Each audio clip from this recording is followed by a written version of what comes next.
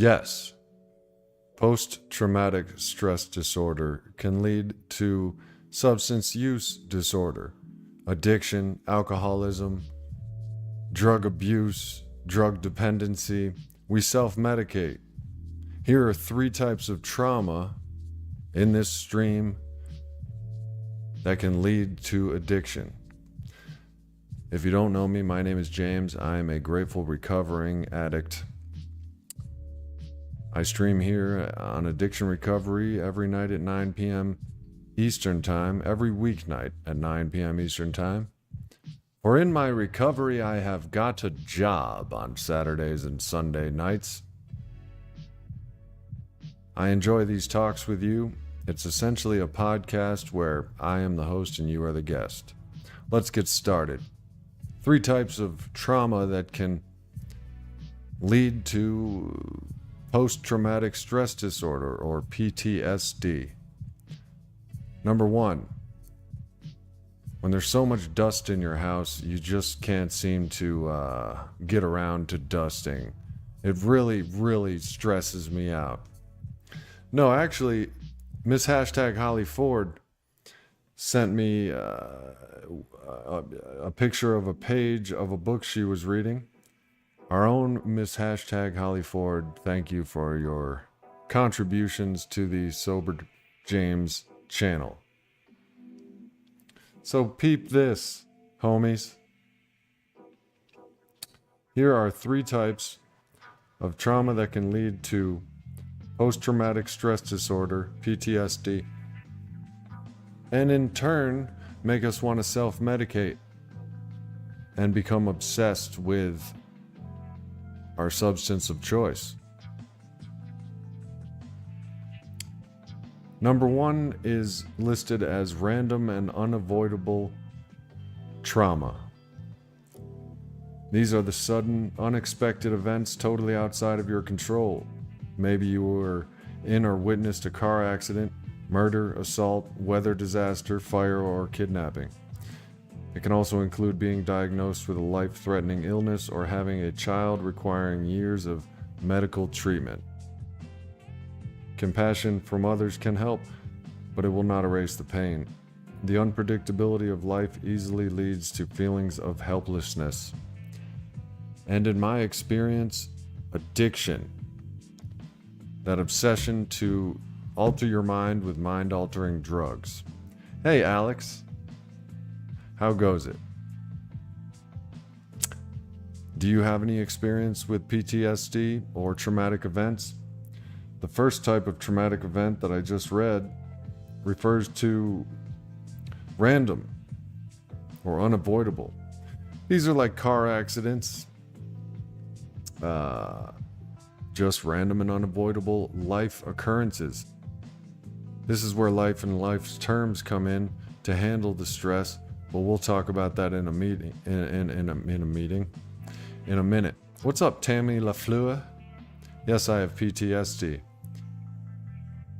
Share a little about that, if you will. If you don't want to, that's cool too. The random life events. Life can be traumatic, man. I know all about these random life events.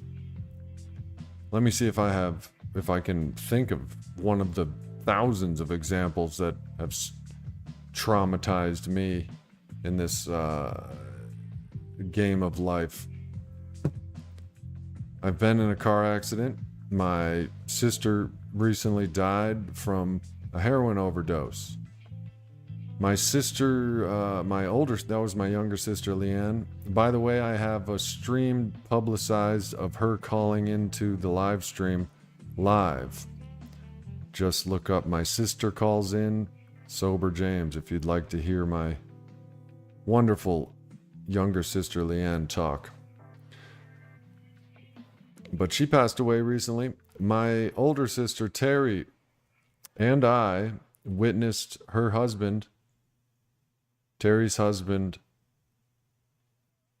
I think it was diagnosed as an aneurysm or a blood clot that broke loose and just killed him instantly.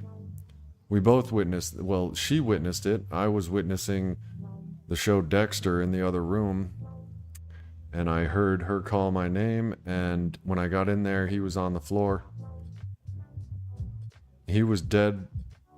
We didn't know it yet, but I performed CPR and heart compressions, chest compressions. Little did I know until later that I was performing CPR and heart compressions on a dead body. Now, if that's not traumatic, I don't know what is. Let alone my sister. She said they were just sitting in bed, and he sat up and got half of her name out. Tear! And then he fell off the bed and hit the wall and the floor.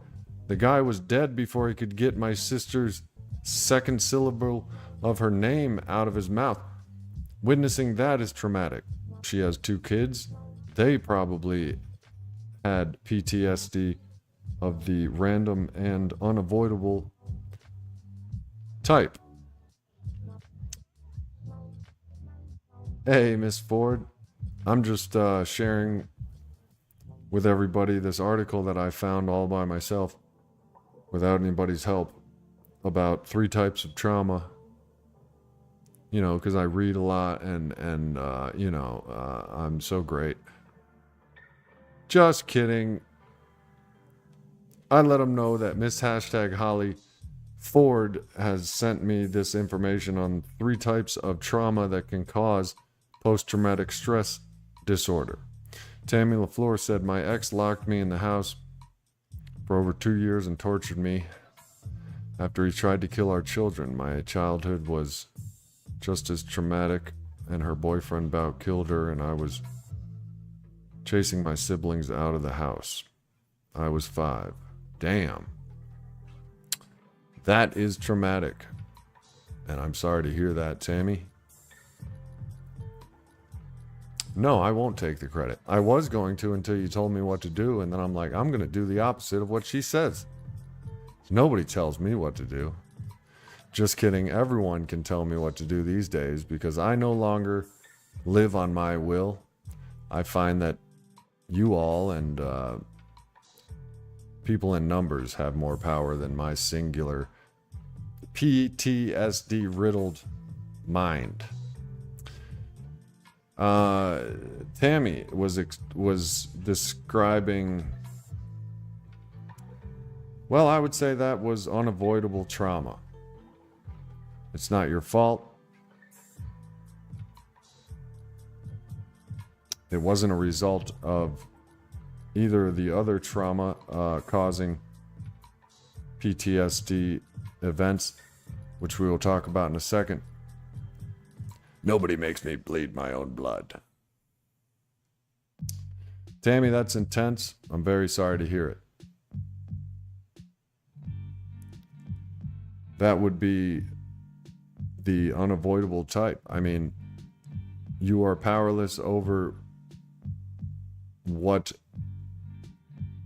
a malicious human like your ex did to you and your children. That is another example. The second type of trauma that can cause PTSD, the first was random and unavoidable. The second is as a result of risk taking.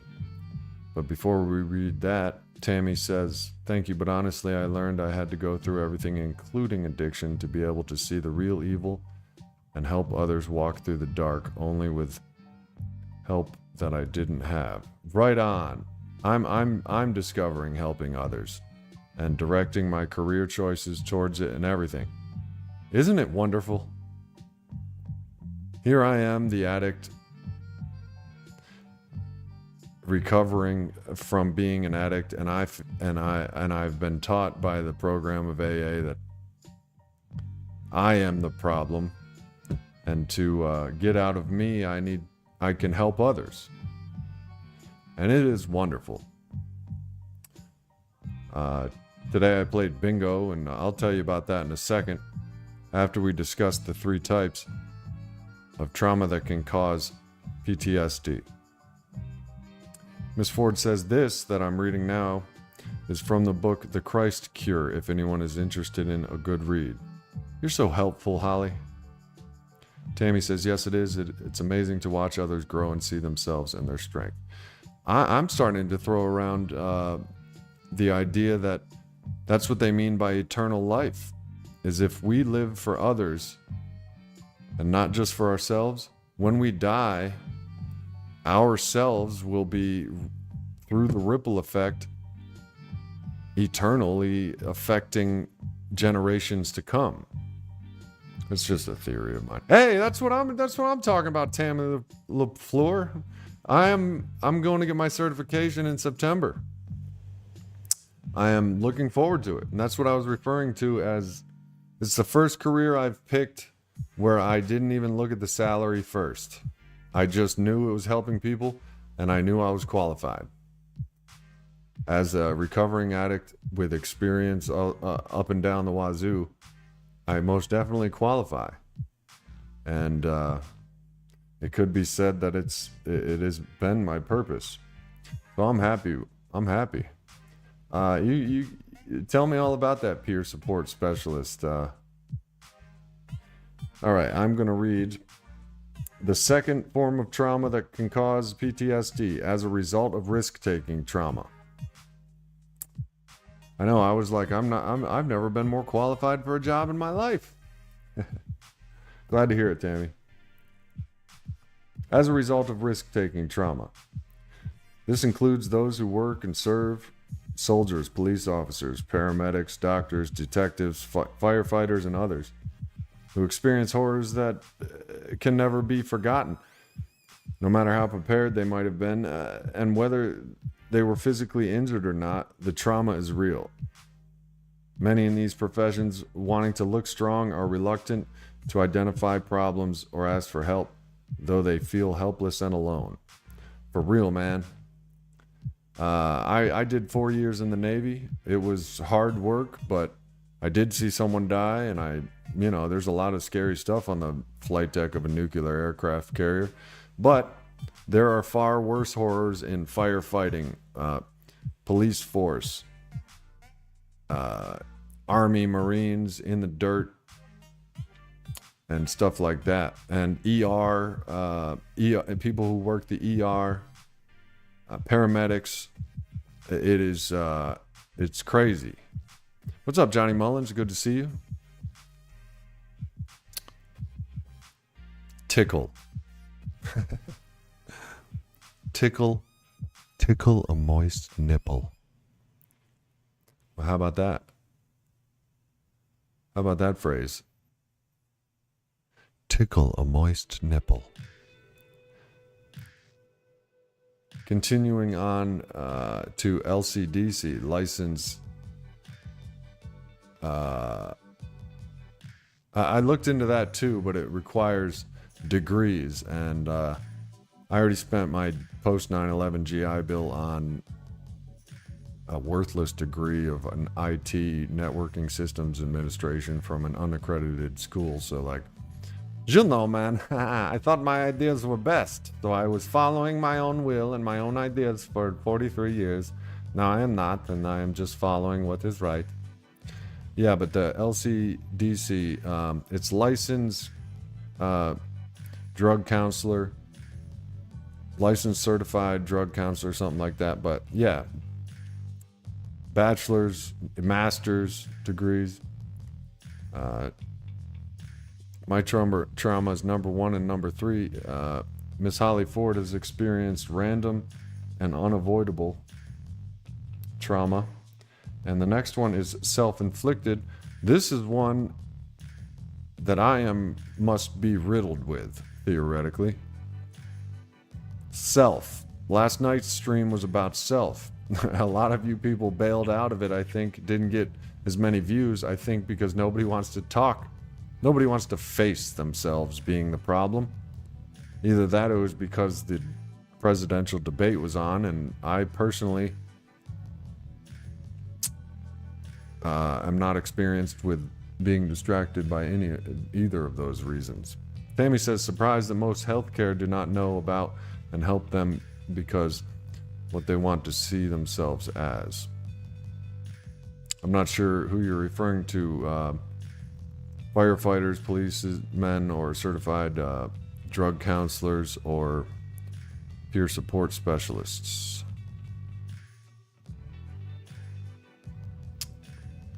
Miss Ford says number 1 and number 3. Let's read number 3. Self-inflicted trauma that may cause PTSD. There is little compassion when you are responsible for your own trauma. In fact, you may receive just the opposite. Felons, drug addicts, drunk drivers, thieves, adulterers, divorced people, and many others have to go on living with anger, resentment, condemnation, persecution, and attack from others. Misery is magnified through the abandonment by friends, financial losses, and estrangement from family. AKA, somebody's got cancer, they get a bunch of fruit sent to the house. Somebody has alcoholism, they get a bunch of restraining orders. Do you know what I mean, man? Gail, what's up? How's it going, everybody? God has more what, Johnny Mullins? Tammy LaFleur, don't get depressed or down when you get your job, because every healthcare, mental addiction, etc. always have the politics, and they will try to use your talents and peer support the way they want or the way they aren't supposed to. The way they aren't supposed to, just stick to what the DBDHDS says your guidelines are, and you'll be great at your job. DBDHDS. Drug brothers and drunk heifers and drug sellers. Mike Tucker, I've never had a restraining order. Tammy LaFleur, you've missed some of what I was saying if you go back and read all together. Don't get depressed when you get your job, because every healthcare, mental addiction. Oh, surprised that most healthcare. Yeah, the politics. Like, for example, if I work for a place that, well, I don't know yet because I haven't entered the job. But let's stick to the topic of trauma right now, and we'll talk about that in a minute, Tammy.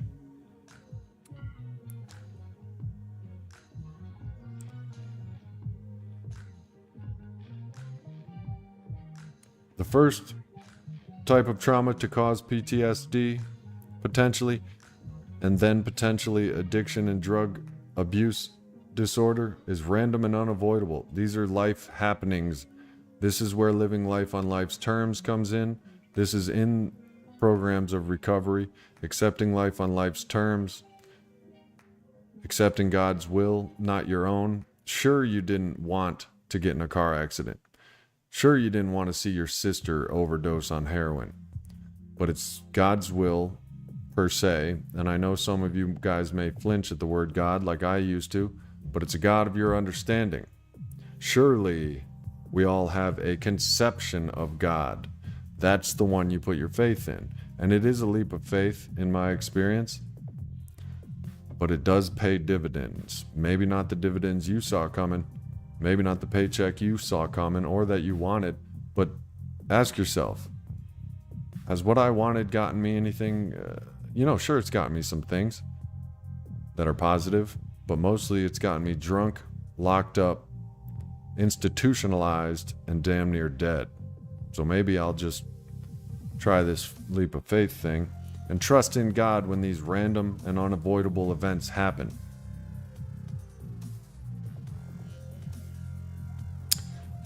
The second trauma that can cause PTSD and in turn addiction is as a result of risk-taking. These are career choices like firefighters, emergency room attendants, doctors, nurses in the emergency room, paramedics, police, and of course the military.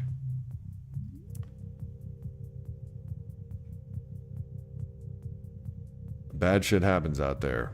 Traumatic shit. What's up, Michael? How's it going, brother? And then real quick, let me wrap this up and I'll read your comments. The third is self-inflicted. This is one that I'm sure we're all familiar with. Why do I keep drinking? Why do I keep using drugs? Why do I keep driving drunk? Why do I keep doing this to myself? Well, it's a disease, and there is a solution. The solution I've experienced is in the big book of Alcoholics Anonymous. And I hope you find the solution as well, wherever it may be, for you. So, now let's just sit back, fool around, and enjoy our Friday evening, shall we? Shall we? Hey, would you guys still hang out with me if I pronounced my W's like, why? Where? Why would I do that? Would you guys still hang out with me if I did that? All right. Tina Hinkle, what's up? I'm seeing some of your names without a Sober James membership badge. That is traumatic to me. That's traumatic. I might just get PTSD from not seeing you guys have joined. Just kidding. If you would like to join, support the cause, and get some cool perks as well, hit the join button, which is up in the top of the chat or on my channel page, anywhere you've seen the word join. Tina Hinkle, hello. Tammy, Department of Behavioral Health Scientists of your state. That's the federal board. You'll be certified. Yeah. You say, stick to that and I'll be okay. All right, I'll remember that. Stick to what the Department of Behavioral Health Scientists says. Guidelines.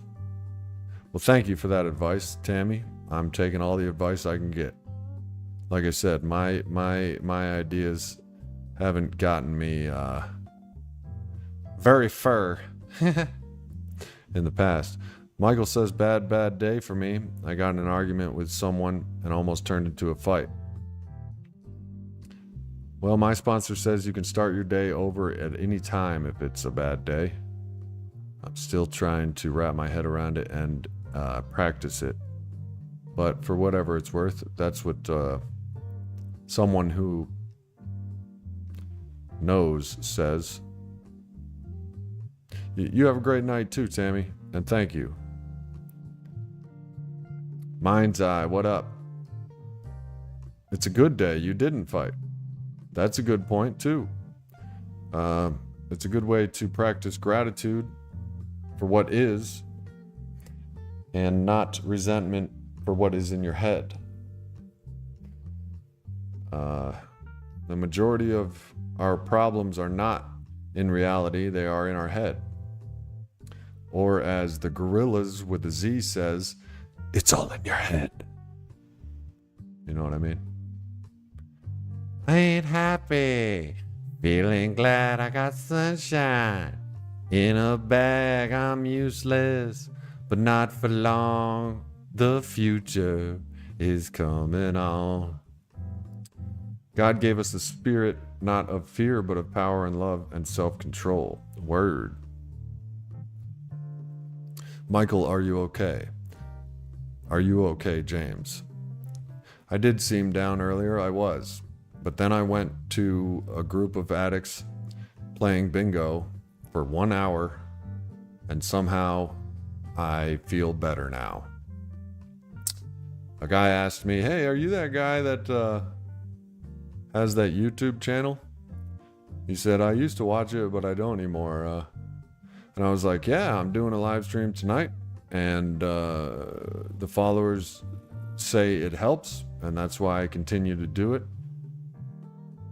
And he said, oh, how many followers do you have? And I said, 29,000. And he said, God damn! People are always impressed by that. And I suppose I am grateful. I am grateful. I don't suppose, but I suppose I'm a little proud of it. But people seem to be more amazed. I guess nothing is ever good enough for ourselves, basically. But every time I tell someone else how many subscribers I have, They use our Lord and Savior's name in vain.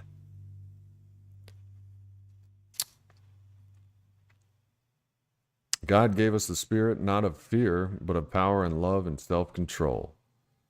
Discipline is one of the 12 principles of Alcoholics Anonymous, which is now my code. I'll read them again. It's my screensaver. Honesty, hope, faith, courage, integrity, willingness, humility, love, discipline, perseverance, spirituality, and service. But not for long, the future is covered all, is covered all, is covered all. Still upset, deciding what to do. Let it go and give it to God. Practice this. It's brand new to you. It was brand new to me. Still kind of is. But Michael, what is stressing you out is in your head. Do yourself a self-care favor and let it go and give it to God. God's will be done. And of course, it's not going to instantly set you free from all your worries. This comes with practice. Living life on life's terms. So what? You almost got into a fight. Is basically what you can say. I'm not saying that. But that's what I've been practicing is, you know what? Shit happens. I did all right. I didn't put someone in the hospital or go to jail. I'm grateful. Thank God of my understanding. And if you don't quite believe in a higher power yet, pray for the willingness to believe. Because you don't have power over these external situations. This is an obvious yet elusive fact of life. These things that bother us, we may not have power over. We don't have power over a lot of things. As Miss Ford is reminding us, is it something in your control? Wiser men than me have told me, worry about everything that's in arm's reach at the moment. Think about this, Michael. There are no problems right now. You're safe. That person is safe. You are safe. You didn't get stabbed in the lung. You're not waking up with on a ventilator. You know what I mean? Be grateful. Deal with right now. Don't worry about the past or the future. Give it to God. And it takes practice. If you don't want to say God's will be done, just be like, it is what it is. Shit happens. And then just practice that over and over again. I'm only telling you this because it works for me, and it's working better and better the more practice I get in.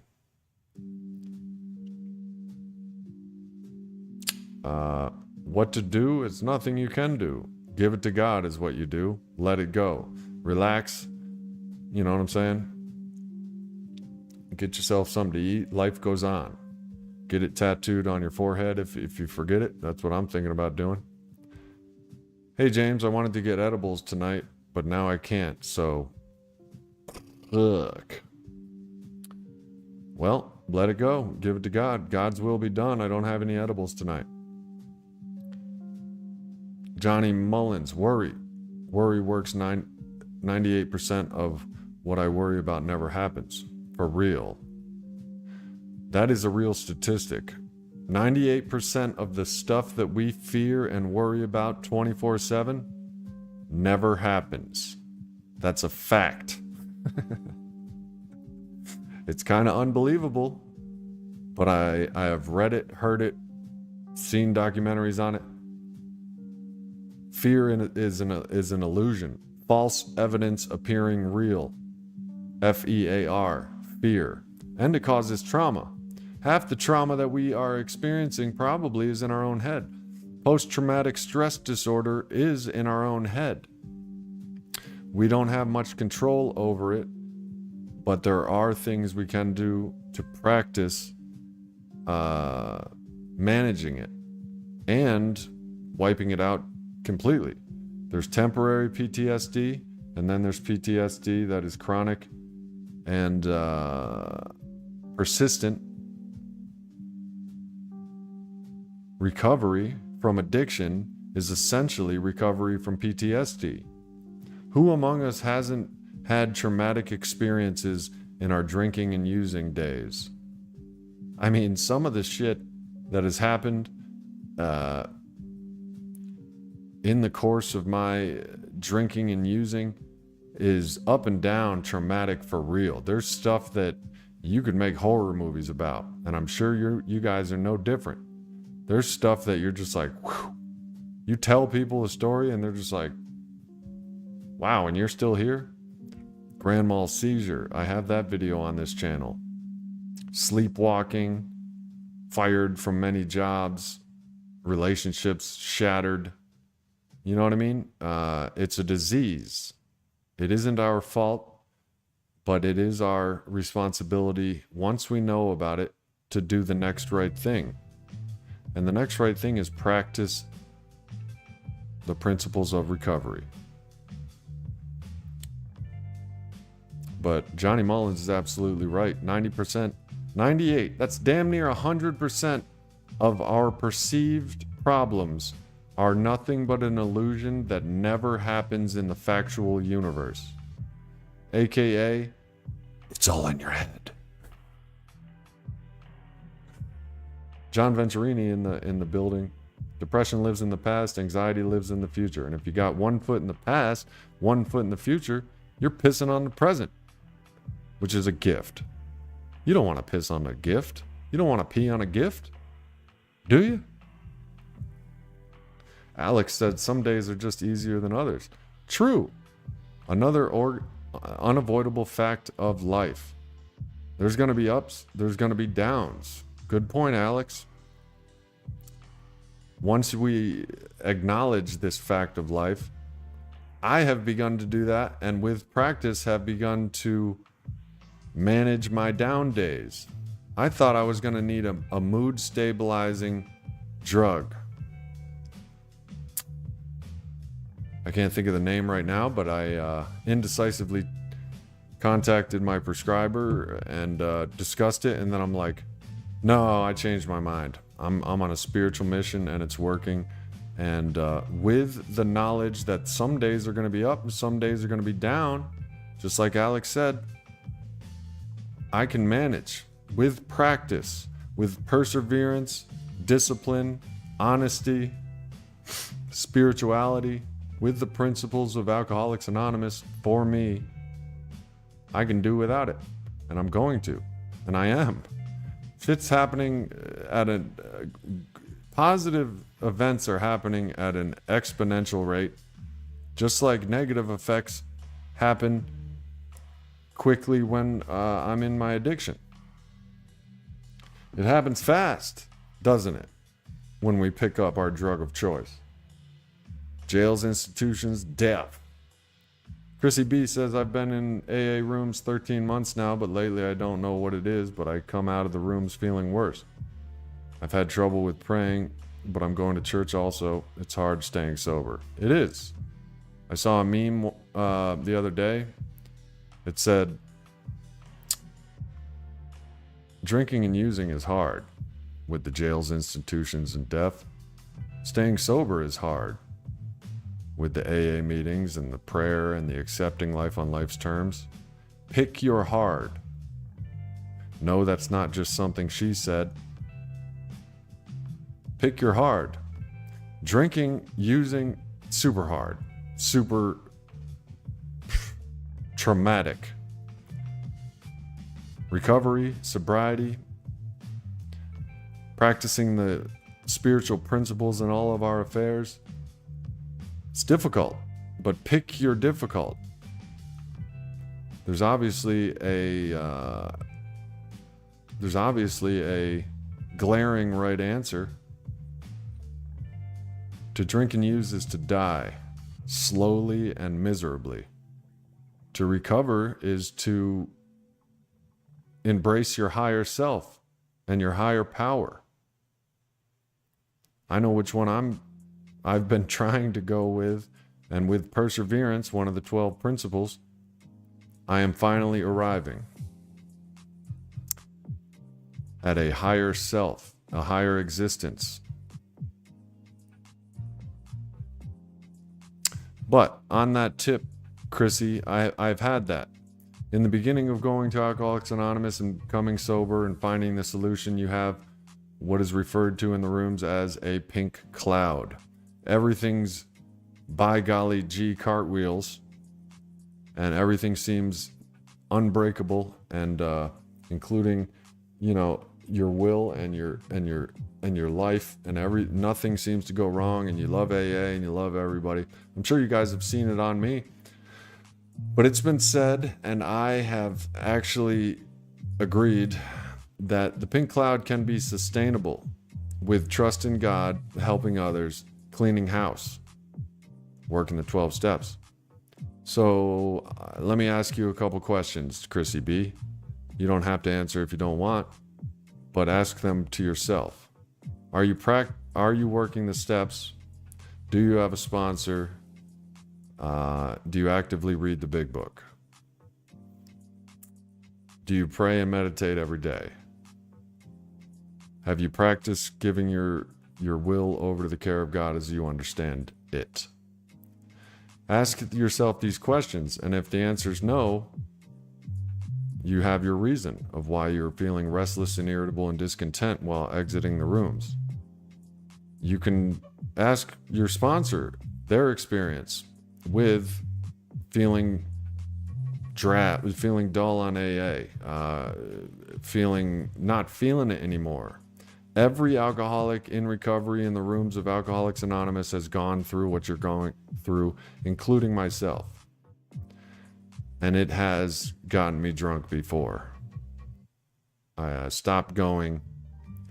Check your motives. What are you going to AA for? Are you paying more attention to personalities than you are to principles? Stick to your cause. Sometimes I'll find myself going to socialize or I went to that bingo game tonight because there was free food. But also, I did it for a reason. I want to pursue a career in helping others in addiction recovery, and this was a step in the right direction.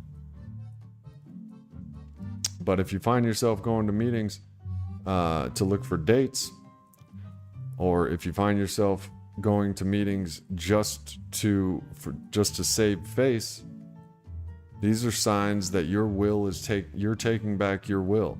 When we take back our will, we become miserable. So ask yourself, have I been taking my own will back? And you might get your answer of where you can go from here. Do more service.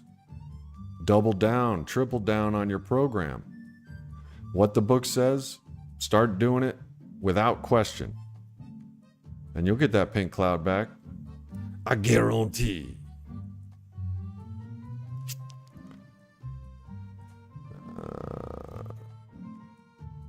Right, Miss Ford said, there's another thing. Don't go to AA meetings for you. Go because you might help some other person.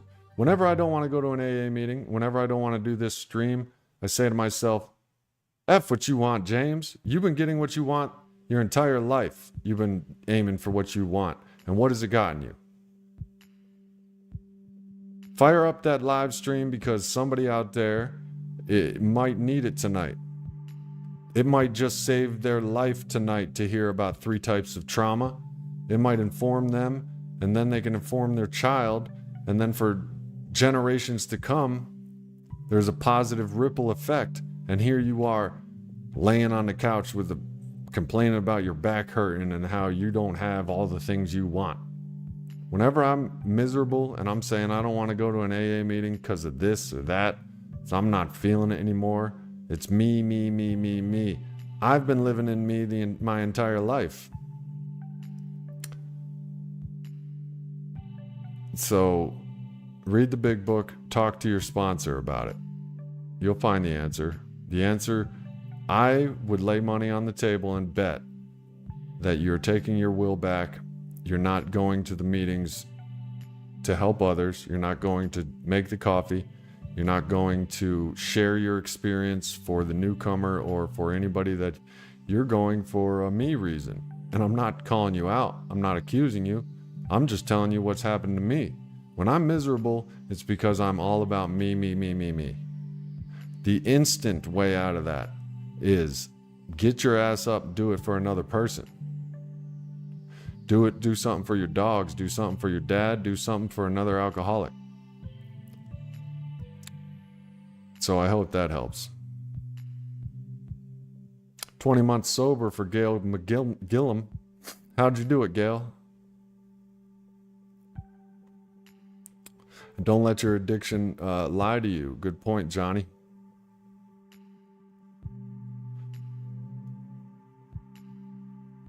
Alex says, the part of the brain that gives us drive to do is like a muscle. The more you just do it, the more you'll want to do it over time. That's a good point. Somebody recently told me, move a muscle, change a thought. Action brings us to good thinking. Thinking will never bring us to good action. So go to those meetings, whether you like it or not. Bring your ass, the mind will come. Good point, Alex. Alex also says your mind weighs out of doing something. Let me read it. Alex also says your mind weighs out of doing something is worth the energy you put into it. Each of us are worth trying for ourselves. And when we don't think much of ourselves, do it for another person. That always works. That also, by doing an esteemable thing, will bring you self-esteem. And that is, it compounds and builds exponentially. And before you know it, you're walking around a good person and you feel like it. Also, these are all suggestions from we are a powerful greater than I. You know what I'm saying? I get drunk, we get sober.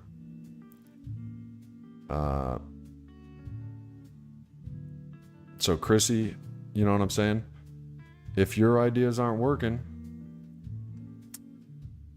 it works to accept the ideas of others. Be honest, open-minded, and willing.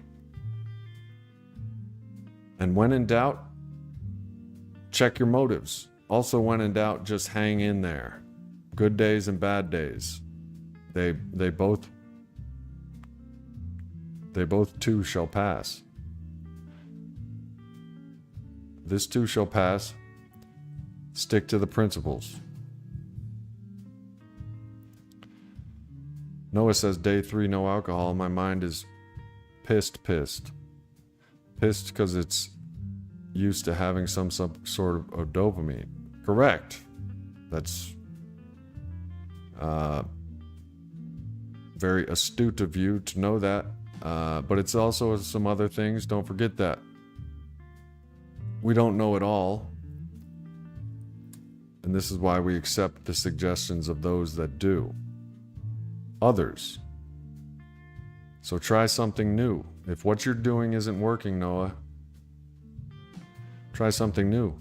Like 90 in-person AA meetings in 90 days. If you say you can't do it, I'll just go ahead and say, well, you drank every day, didn't you?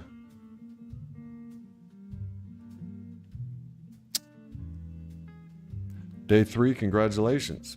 You're almost over the hump of the physical withdrawal. Now your body's mad because it doesn't have its perceived medicine, alcohol. Now you need a new medicine. That medicine is Alcoholics Anonymous. If you're having trouble finding a medicine, I'm going to go ahead and tell you what works for me is Alcoholics Anonymous. And I would lay all my money on the table and bet. If we are thorough about the process of the 12 principles of AA and the 12 steps, rarely have we seen a person fail. So if what you're doing is is keeping you miserable, try something new. That's essentially the foundation of Alcoholics Anonymous. Our way doesn't work. Pick up a white chip and try. Our individual, the addict's way, doesn't work anymore. Pick up a white chip in AA and try their way. Gail says determination and AA is how she did it. Perseverance, determination, that's one of the 12 principles. Determination. AA. Sure, it's partially us that is doing this, but without a power greater than ourselves, AA, God, a group of drunks, good orderly direction, we cannot do it.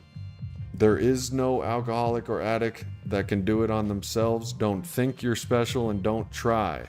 Of course you will, just like I did, and millions have before, because the alcoholic is a stubborn creature. And we have high opinions of our opinions. Our opinions have high opinions of our opinions. So we're going to try them. Just don't let them kill you. Unfortunately, that's the case all too often.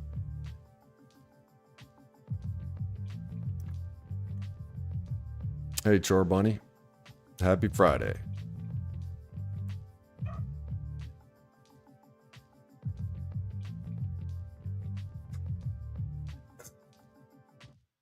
You hear that, Noah?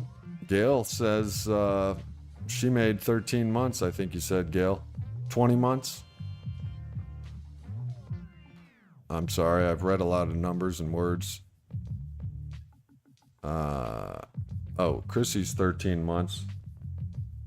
Gail has 20 months. Because she went to AA. She had perseverance and determination and stayed in AA. 20 months later, she's still without a drink. Noah, I myself, what's today? In 2 days, I'll have 7 months. And I was a wreck. I was powerless. Only with a power greater than ourselves can we recover.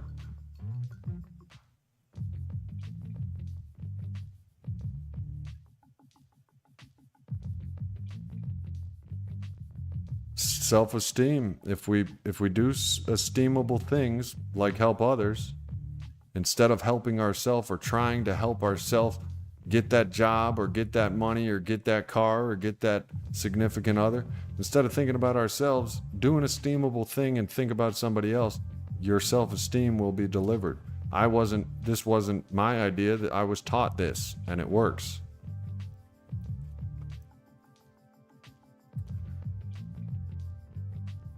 Joe Shaves, we don't talk about politics on this channel because we only talk about the truth. But whatever. No, I'm just saying. 20 months for Gail with AA and the principle of AA of perseverance. 1,856 days sober for JV. With his multiple sclerosis exasperation, the last month has been the second hardest. And we're all here with you, JV. I'm sorry if I forget to say that, but you're in my thoughts. And I believe in you, brother. You're one of the most inspiring people I've ever seen, heard, talked to, interviewed. Joe Shaves, what up? It's not about you. It's about everybody around you. Word.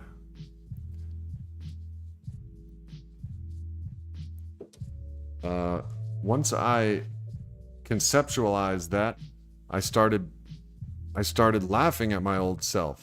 How in the world of 8.7 billion people was I always thinking about myself and thought that my opinions, my ideas, my wants were like the number one goal? How in the world? I was acting like a toddler. Gail said, this is my first time quitting drinking. I've never tried to quit before. A one white chipper. Well, keep it moving, Gail. Keep it going. Keep doing what you're doing to continue getting those results. I gotta let my dog in.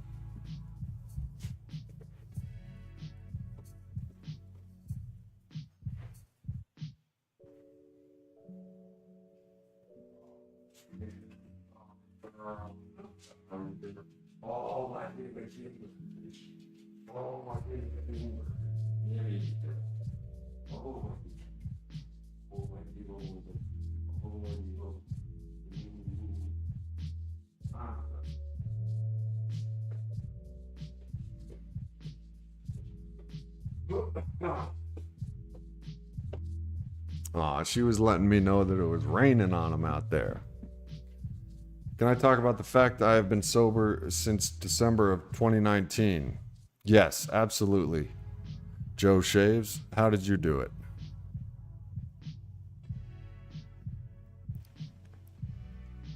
Congrats to you all. I'm sincerely happy for you.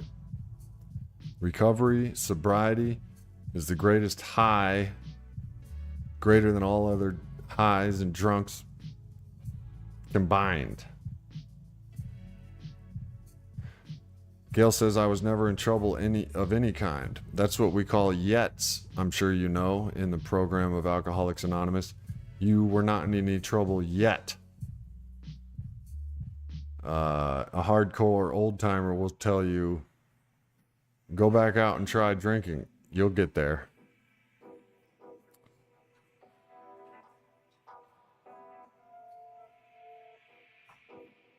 Let me make sure. I shall be right back, I promise.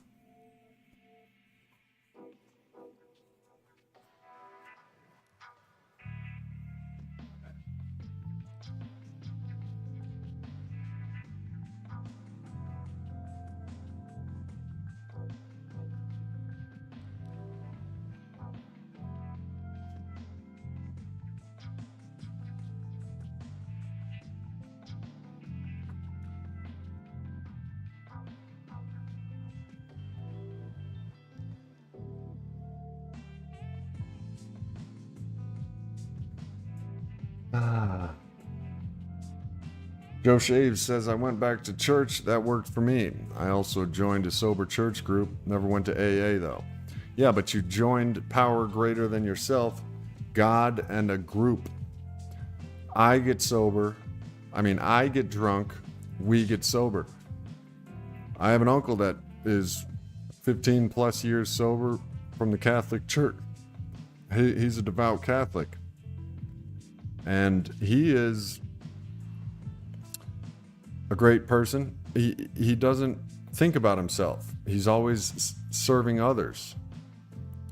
He recognizes that he is not the highest power.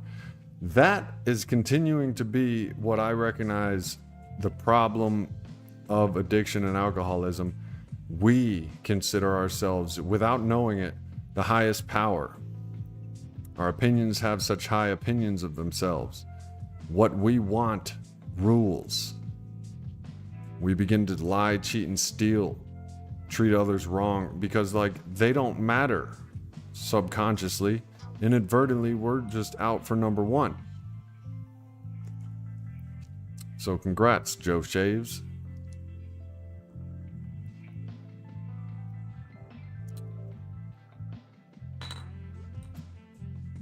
Is anything alive in the fish tank? Yes, I have 3 fish and about 50 snails.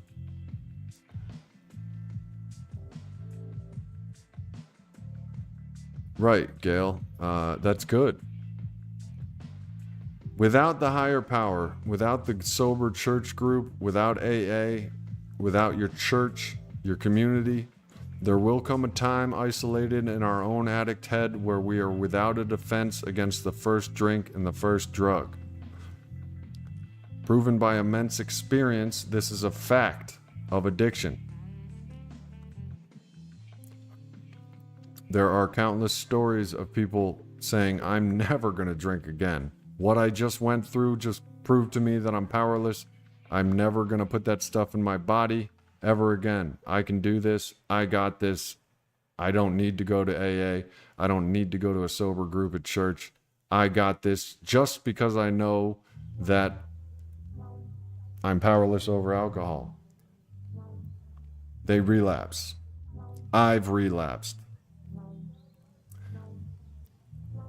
I went 4 years on the program of AA and then damn near 4 more years totaling 8 years without a drink. There was one significant difference. The first 4 years I was with AA, the second half of my 8 years I was without, and I relapsed.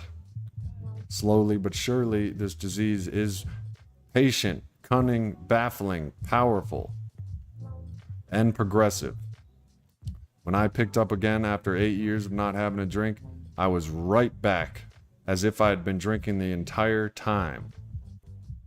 So, my main point is, especially with PTSD, trauma, and other mental ailments, without a power greater than ourselves, which is God, which can be attained in a group of like-minded addicts and alcoholics, without handing our will and our life over, our will make us drink again. Willpower for the addict and alcoholic is not an ally, it is an enemy. My willpower has with great persistence and sweat, blood, and tears, has achieved some good things. But mostly my willpower has willed me into jails, institutions, intoxication, and damn near death. Yes, the voices in your head lie to you, in your own voice. So you think it's you saying these things. These are your bright ideas. Ask yourself this one question. Do non-alcoholics have these bright ideas? They are without the disease of alcoholism, so their ideas may not always be the brightest, and they have different things going on. They might have PTSD and stuff, but one thing they don't continually do is try to drink, but continually end up in jails, institutions, and death. And if you hadn't had any of those consequences, and you're an alcoholic, well, shit. Drink 1 for me, drink 7 for me. If you're not an alcoholic, drink the whole bar for me, because I can't touch the stuff. But if you are an alcoholic, it is progressive. I will give you an example personally, because I know she wouldn't mind. My sister, 50 years old, in these past couple years have begun to experience the dire consequences of alcoholism. All her life she's drank but not really experienced the stuff that some of us go through. It's a spectrum, this disease. I'm sure PTSD is as well. She, having suffered watching her husband died, I'm sure has post-traumatic stress disorder, and that may have inflamed and accentuated her alcoholism, and now it is progressing further. She is now 4 or 5 months sober. She does go to AA. She does listen to her brother, who's been doing this for 20 years, and other people that have found and practiced the solution. That's why they call the white chip the chip of surrender. You're surrendering your own efforts, your will. You've been trying it for so many years, and it just doesn't work. You've been trying the same thing and expecting different results. You're haunted by past traumas, PTSD, and you need a real solution. Alcohol was the solution. Xanax, Coke, heroin, they were all good medicines until they weren't. Until they started producing more consequences than they did benefits. They worked. Alcohol is the perceived medicine for alcoholism. My alcoholism, my self-will run riot. My constant worry, my constant projection into the fear and into the past, alcohol takes it away. And for the beginning of my drinking career, it worked well. It was kind of fun. It gradually, well, for me, it kind of skyrocketed. I mean, I had a DUI before I was 20. I was, like every alcoholic is, good at ignoring the consequences. So whether your post-traumatic stress disorder comes from one of these three traumas,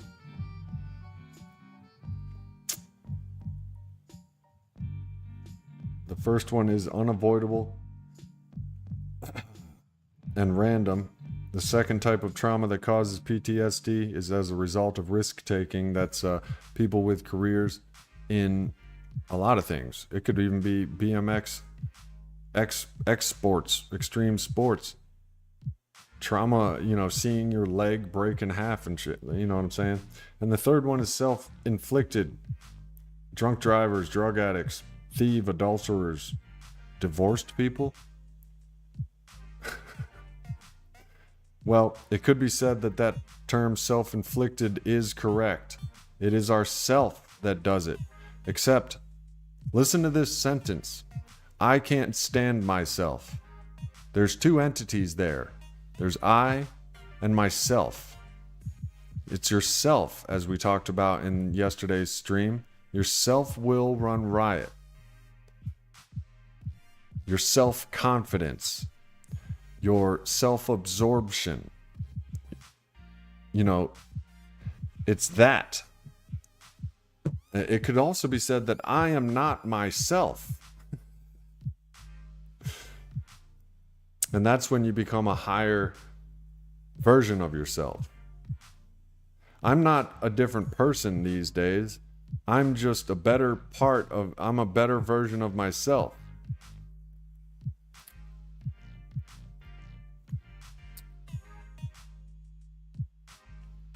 Well, thank you, Joe Shaves. Mind's eye, the voices in my head wouldn't lie to me. Yes, they will. Listen to the voices outside of your head, which is in AA, and the power is greater than yourself. If you ask God, if you say God's will be done, not mine, do you think God's going to say, why don't you get totally trashed and go driving around on the highway and maybe go start a fire and steal some things? No. Yourself will lie to you and tell you those are good ideas. Johnny Mullins says, I go to AA because it's an awesome way to live in an incredible way, add an incredible way to help others. Living in God's will, watching others grow to know God is a beautiful life. True. Proven by immense experience over the past 89 years and millions of people. 2 million of those are living on this earth today in Alcoholics Anonymous. Proven by that immense experience, that is a fact, Jack. Noah says, James, I haven't been happy at all, very pissed, but I've been being nice to people regardless of how my emotions have felt. Baby steps, brother. That's a good thing. You're beginning to awaken. There's a reason they call it a spiritual awakening. It's because we've been asleep to our spiritual side, to our higher self, to powers greater than our self. You haven't been happy at all? Continue being nice to people and see how that just fizzles away. Double down on that. Say to yourself, I'm not happy today. I'm not very comfortable. I'm not getting the dopamine release that I usually do. And I'm feeling hopeless and miserable. But I'm just gonna do something nice for somebody anyway. And see how your spirit just awakens. That's what's called courage. Another principle of the 12 principles of Alcoholics Anonymous. Courage. Doing something even though you fear it. Doing something even though it's uncomfortable. Everything we want and everything we need, but everything we want, not everything we need. Think about this. The things we need, we face things that are uncomfortable for us. AKA, we get out of our comfort zone. We need money, so we go to work. That's an example of getting you what you need from exiting your comfort zone. Everything you want also exists on the other side of your comfort zone. All these things that you just can't seem to have, it's because we're still in our comfort zone. If you think it's uncomfortable to go to AA, if you think it's uncomfortable to do service work, if you think it's uncomfortable to put down booze, good. Because staying comfortable has diminished our character. Everything we want that we've never really been able to get, it's because we're chilling in our comfort zone. Choose character over comfort. Make that a code. Character over comfort. You know what I'm saying? A very glaring, obvious analogy would be, or metaphor would be, you see an old lady drop 10 grand out of her purse in front of you on the sidewalk. No one else is around. She doesn't even notice. And there you are walking forward, so you come up on that 10 grand. And she's just walking away. And you see her about to get on a bus. There is one decision that will propel you forward into your higher existence. And that isn't, I need that 10 grand. And I really need it. And I'm going to keep it. No one will ever know. That is, no matter what you think the benefit of keeping that shit is, you're going to take it to that lady and you're going to say, here's your 10 grand. And she's going to get on the bus out of your life forever. And you're going to be like, yourself, the one that lies to you in your own voice, is going to be like, you dumbass, what? You could have kept that money. But your higher self is now going to be that much more awake and that much more powerful. Your spiritual self will be awakening. And then you'll start to notice things happening. And this is just a silly, small-minded example. But things like, she gets back off the bus when you thought it was about to drive away. She gets back off the bus and says, here you go, young man. Here's $20,000. Because I know you need it, and that was the right thing to do. That's a simple-minded way of looking at it. But it might be something like this. You give that lady her money back. It was very uncomfortable. You chose character over comfort. And she rides away on the bus. The next day, nothing happens. You're still cursing yourself for doing it. The next day, nothing happens. The next week, nothing happens. A month later, you run into a pretty young lady she's your dream girl at the coffee shop. You guys start talking and stuff, and in walks that little old lady. And it turns out that is her grandmother. And then y'all fall in love because her grandmother sings your praises about you giving her that 10 grand back, and y'all fall in love and live a happily ever after, go on to help addicts for a living. And then even when you die, the non-for-profit addict foundation you guys started together because you're so in love goes on to help addicts for generations to come. That's what's called eternal life. Because you gave that lady her 10 grand back when you wanted to keep it over everything, over every feeling you had, you wanted to keep it, and you just handed it to her and watched her ride away on the bus. Character over comfort. It may not be as literal as her getting back off the bus and giving you 20 grand, but maybe a month later, you know what I'm saying? It's God's will. God is timeless. God doesn't carry a wallet, number one. But if he knows you need money, that might be what comes. But whatever you need will be given. Whatever you want is kind of irrelevant. We don't know what we want. Just look at your history. I know I've looked at mine, and I've with hindsight have been granted the knowledge of what you want has led you down dark tangents of life. So you may not be happy now, weather god, but you're practicing a higher version of yourself by being nice to people. Keep practicing. Double down on it. Try something different, spiritually enlightening tomorrow, and your spiritual enrichment will double down as well. Take my experience if you don't take your own thoughts. Jeff says, I'm experiencing transfer addiction. Justified a lot of caffeine and now feel sick from that. Been there fairly recently. Sounds lame, I'm sure, but I tried pre-workout and it felt like I was on drugs. Be careful with that stuff. Yeah, I was drinking coffee like...